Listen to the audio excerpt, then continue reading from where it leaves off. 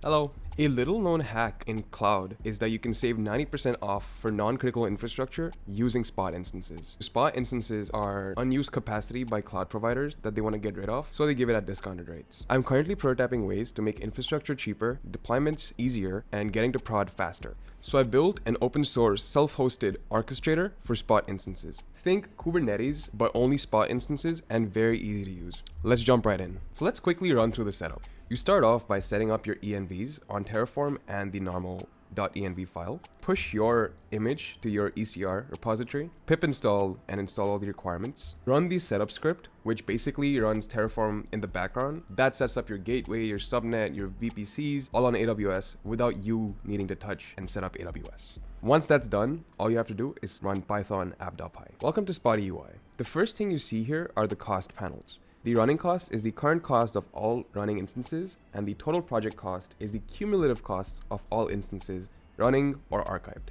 The instance manager here lets you do two things for now: add an instance and set up envs. Let's take a quick look at setting up an env. When I click on that, it lets me add and delete variables. This allows you to add database access to your instances. The other thing you can do is add an instance. Now I'm going to click that, and when I go on the back end, you can see that it asked AWS for the instance, and it's waiting for that to get fulfilled. Spot instance is fulfilled, which means when I go here, I can see the Spot instance on my dashboard. Now, a quick caveat is the Spot instance takes about a minute to get set up because I'm downloading Docker, downloading the Docker image, and then running it. It's been more than a minute, so let's look at our image. Now, this sensor data analysis tool is something you can find in the examples folder under SQLite. All it is a front end that hits the back end that hits a local SQLite database. And so here I can run a query, I can visualize some data, and it's just an example image you can run to validate if you've set up Spotty correctly. Another important piece any orchestrator should have is resource utilization graphs.